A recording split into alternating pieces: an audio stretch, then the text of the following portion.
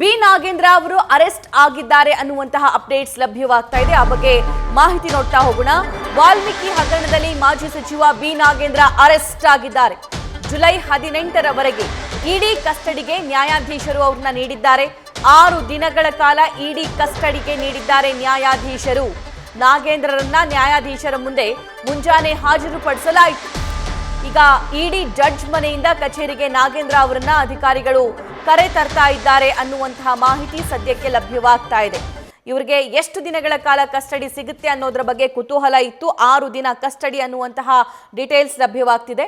ಇದರ follow up ನಲ್ಲಿರುವಂತಹ ನಮ್ಮ correspondent Chandrashekhar details ನೀಡ್ತಾರೆ. ಚಂದ್ರು, 6 ದಿನಗಳ ಕಾಲ ನಾಗೇಂದ್ರ ಇಡಿ ಕಸ್ಟಡಿಗೆ ಏನೇನ್ ತನಿಖೆ ಆಗುತ್ತೆ? What next? ಸಭಾ ಏನ್ ಈ ಒಂದು ಪ್ರಕರಣಕ್ಕೆ ಸಂಬಂಧಪಟ್ಟಂತೆ ಈಗಾಗಲೇ ರೈಡ್ ಅನ್ನ ಅಂದ್ರೆ ಸುಮಾರು 2 ದಿನಗಳ ಕಾಲ ರೈಡ್ ಅನ್ನ ಮಾಡಿರುವಂತಹ ಇಡಿ ಅಧಿಕಾರಿಗಳು ಸಾಕಷ್ಟು ಒಂದು ದಾಖಲಾತಿಗಳನ್ನ ಕಲೆ ಹಾಕಿದ್ದಾರೆ. ಅಂದ್ರೆ ಸುಮಾರು 18 ಕಡೆಗಳಲ್ಲಿ ಕಲೆ ಹಾಕಿರುವಂತಹ ಎಲ್ಲಾ ದಾಖಲಾತಿಗಳಿಗೆ ಸಂಬಂಧಪಟ್ಟಂತೆ ಈ ಒಂದು ಪ್ರಕರಣಕ್ಕೆ ಸಂಬಂಧಪಟ್ಟಂತೆ ನಾಗೇಂದ್ರ ಅವರ ವಿಚಾರಣೆ ಪ್ರಮುಖವಾಗಿ ಇರೋದ್ರಿಂದ ಈಗ ಈ ಹಿನ್ನೆಲೆಯಲ್ಲಿ ಪ್ರತಿಯೊಂದು ದಾಖಲೆಗೂ ಕೂಡ ಒಂದು ಎಕ್ಸ್ಪ್ಲೇಷನ್ ಕೇಳುವಂತಹ ಎಲ್ಲ ಸಾಧ್ಯತೆ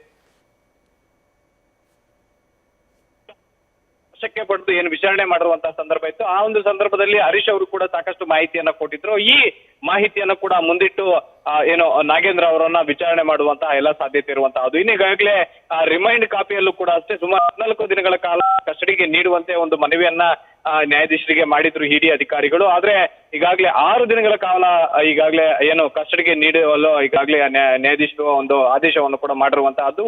ಈ ಹಿನ್ನೆಲೆಯಲ್ಲಿ ಈಗಾಗಲೇ ಏನು ವಶಕ್ಕೆ ಅಂದ್ರೆ ಬಂಧನ ಆಗಿರುವಂತಹ ನಾಗೇಂದ್ರ ಅವರನ್ನ ಇಡಿ ಕಚೇರಿಯಲ್ಲಿ ಇರಿಸಿ ಪ್ರತಿದಿನ ಕೂಡ ಅಂದ್ರೆ ಈಗಾಗಲೇ ಸಿಕ್ಕಿರುವಂತಹ ಪ್ರತಿಯೊಂದು ದಾಖಲಾತಿಗೂ ಕೂಡ ಎಕ್ಸ್ಪ್ಲನೇಷನ್ ಕೇಳ್ತಾ ಹೋಗ್ತಾರೆ. ಜೊತೆಗೆ ಈ ಹಿಂದೆ ಅರೆಸ್ಟ್ ಆಗಿರುವಂತಹ ಒಂದು ಆರೋಪಿಗಳೇನಿದ್ದಾರೆ ಆ ಆರೋಪಿಗಳ ಜೊತೆ ಈತನಿಗೆ ಇರುವಂತಹ ಸಂಪರ್ಕ ಯಾವ ರೀತಿಯಾಗಿತ್ತು, ಜೊತೆಗೆ ಅವರು ಎಲ್ಲೆಲ್ಲಿ ಸೇರ್ತಾ ಇದ್ರು ಅನ್ನುವಂತಹ ನಿಟ್ಟಿನಲ್ಲೂ ಕೂಡ ಈ ಒಂದು ಪ್ರಕರಣದ ಒಂದು ತನಿಖೆ ನಡೆಯಲಿದ್ದು. ಜೊತೆಗೆ ವಾಲ್ಮೀಕಿ ನಿಗಮ ಮಂಡಳಿ ಆಗಿರ್ಬೋದು ಅಥವಾ ಆತನ ಮನೆಯಲ್ಲಿ ಆಗಿರ್ಬೋದು ಈ ಒಂದು ಪ್ರದೇಶಗಳಲ್ಲಿ ಮತ್ತೊಮ್ಮೆ ಮಹಜರ್ ಮಾಡುವಂತಹ ಎಲ್ಲ ಪ್ರಕ್ರಿಯೆಗಳು ಕೂಡ ನಡೆಯುವಂತಹ ಎಲ್ಲ ಸಾಧ್ಯತೆ ಇರುವಂತಹದ್ದು. Thank you Chandrashekar. News first ನಿರ್ಭೀತಿಯಿಂದ ನಿಮ್ಮ ಪರವಾಗಿ.